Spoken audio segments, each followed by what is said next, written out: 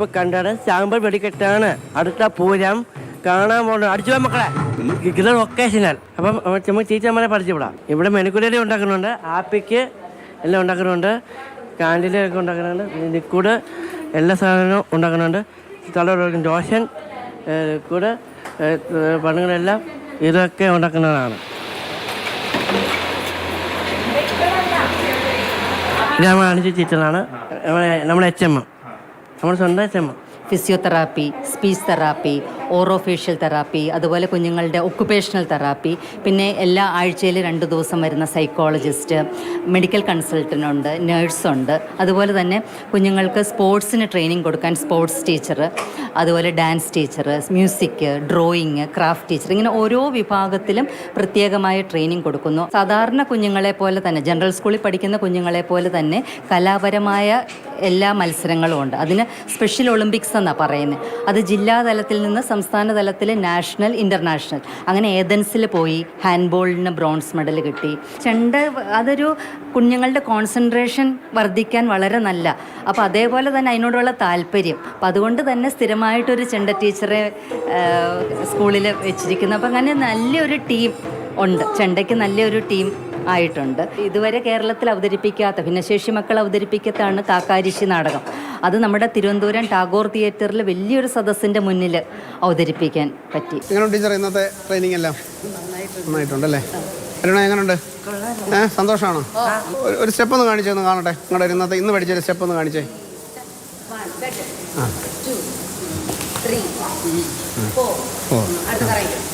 കറങ്ങിക്കാം. ഈ സ്കൂളിൻ്റെ ഏറ്റവും വലിയ പ്രത്യേകത, ഇതിൻ്റെ ചുമതല വഹിക്കുന്നവരെല്ലാം തന്നെ ഓർത്തഡോക്സ് സഭയിലെ സ്ത്രീകളാണ്. നമുക്ക് 175 കുഞ്ഞുങ്ങളും അതിൽ തന്നെ 2 വിഭാഗങ്ങളായിട്ട്, സ്കൂൾ മേഖലയിലും അതുപോലെ തന്നെ വൊക്കേഷണൽ ട്രെയിനിങ് സെൻ്ററായിട്ടും ഇങ്ങനെ 2 വിഭാഗമായിട്ട് നടക്കുന്നു.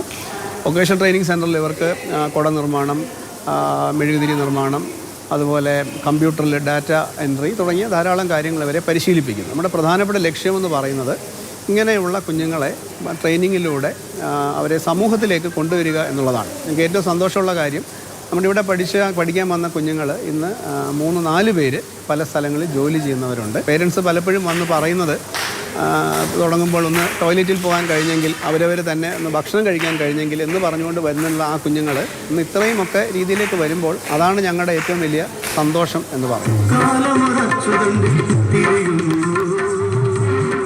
നമുക്ക് ഇവിടുത്തെ കുഞ്ഞുങ്ങളെല്ലാവരും തന്നെ ഫീസ് ഇല്ലാതെയാണ് പഠിക്കുന്നത്. പിന്നെ നമ്മുടെ ഏറ്റവും പ്രധാനപ്പെട്ട വരുമാനം എന്ന് പറയുന്നത്, നമുക്ക് മാതാപിതാക്കളും ഈ സ്ഥാപനത്തോട് താല്പര്യമുള്ളവർ നൽകുന്ന ഡൊണേഷൻ, അതാണ് ഇതിൻ്റെ വലിയൊരു വരുമാനം. പിന്നെ സംസ്ഥാന സർക്കാർ നൽകുന്ന ഒരു ഗ്രാൻഡ് ഉണ്ട്.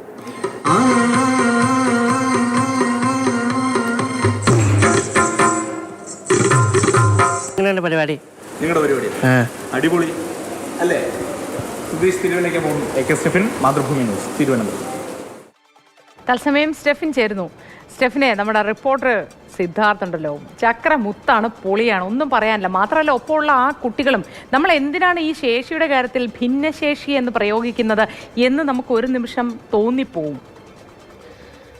തീർച്ചയായിട്ടും ഒരു 174ഓളം കുട്ടികൾ അവിടെ ഉണ്ട്. 50ഓളം പേര് അവിടെ ഹോസ്റ്റലിൽ താമസിച്ച് പഠിക്കുന്നു. അവരെല്ലാം തന്നെ നമ്മൾ കണ്ട ഒട്ടുമിക്ക കുട്ടികളും മിടുക്കന്മാരാണ്. നമ്മൾ ഈ കാണുമ്പോൾ സിദ്ധാർത്ഥിനെയൊക്കെ പോലെ തന്നെ മിടുക്കന്മാരാണ്.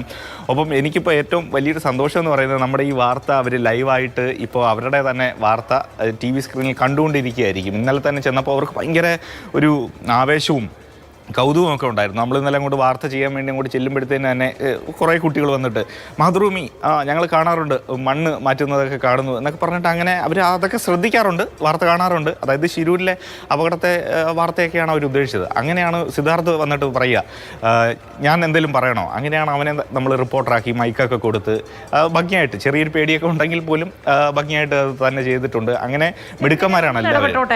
സ്റ്റെഫിൻ പറഞ്ഞില്ലേ, ഇപ്പോൾ ഈ മക്കളെല്ലാവരും ഇത് കണ്ടുകൊണ്ടിരിക്കുന്നുണ്ടാവുമെന്ന് ഒരൊറ്റ ഹായ് പറഞ്ഞോട്ടെ, കാരണം കൊതിയായിട്ടാണ്. അപ്പോൾ എല്ലാ ചക്രമുത്തുകൾക്കും, മക്കൾക്ക് എല്ലാവർക്കും ഹായ്. ഒപ്പം ഈ കുഞ്ഞുങ്ങളെയൊക്കെ ഇത്രയും പ്രാപ്തരാക്കുന്ന, കൂടെ നിൽക്കുന്ന അധ്യാപകർക്കും അതിന് നേതൃത്വം നൽകുന്ന എല്ലാവർക്കും ഒരു വലിയ ഹായ്. ഇനി സ്റ്റെഫിൻ പറഞ്ഞു. തീർച്ചയായിട്ടും മോദി, അതായത് ഇനി പറയാനുള്ളത്, ഈ വാർത്തയും കാര്യങ്ങളും ഒക്കെ കണ്ടു. അതോടൊപ്പം തന്നെ ഈ അധ്യാപകർ അവർ ചെയ്യുന്ന ഒരു പ്രധാനപ്പെട്ട ആ ക്ഷമയോടുകൂടി അവരെയൊക്കെ തന്നെ പഠിപ്പിക്കുന്ന കാര്യങ്ങൾ അതും എടുത്തു പറയേണ്ട ഒന്നാണ്. അതോടൊപ്പം തന്നെ ഈ സ്ഥാപനത്തിൻ്റെ കാര്യം, ഈ ഫീസോ മറ്റു കാര്യങ്ങളോ ഒന്നും തന്നെയില്ല. പലരും ഇങ്ങനെ നൽകുന്ന ഡൊണേഷൻ, പ്രത്യേകിച്ച് ഓർത്തഡോക്സ് സഭയ്ക്ക് കീഴിലാണ് ആ സഭാവിശ്വാസികളും നൽകുന്നത്, പുറത്തു നിന്ന് ആളുകൾ വന്ന് നൽകുന്ന ഡൊണേഷൻ, അതോടൊപ്പം തന്നെ ഗവൺമെൻറ്റിൻ്റെ ഗ്രാൻഡ്, അതൊക്കെ കൊണ്ടാണ് ഈ സ്ഥാപനം ഇങ്ങനെ പ്രവർത്തിച്ചു പോകുന്നത്. ഏറെ അവർക്കും അഭിമാനകരം, നമുക്കും അഭിമാനകരമാണ്. കാരണം പല കുട്ടികളും ഇപ്പോൾ പല മേഖലയിൽ ജോലി ചെയ്യുന്ന ആളുകളൊക്കെ തന്നെയുണ്ട്. അവിടെ ചെല്ലുമ്പോൾ മെഴുകുതിരി ഉണ്ടാക്കുന്നവരുണ്ട്, ലോഷൻ നിർമ്മിക്കുന്നവർ, കുട നിർമ്മാണം, അങ്ങനെയൊക്കെ തന്നെ പല മേഖലകളിൽ, ടാലി അതൊക്കെ തന്നെ പഠിക്കുന്നു. കമ്പ്യൂട്ടർ പോലും അവർ വൃത്തിയായിട്ട് പഠിച്ച് പല മേഖലയിൽ ജോലി ചെയ്യുന്നു. ഹൗസ് കീപ്പിംഗ് ജോലി ചെയ്യുന്നവരുണ്ട്. അങ്ങനെ അവരെ സമൂഹത്തിൻ്റെ പ്രധാന തലത്തിലേക്ക് കൊണ്ടുവരുന്നതിന് വേണ്ടി വലിയൊരു പ്രയത്നമാണ് യഥാർത്ഥത്തിൽ അവരുടെ ഭാഗത്തു നിന്നും ഈ സ്കൂളിൻ്റെ ഭാഗത്തു നിന്നും ഉണ്ടാകുന്നത്.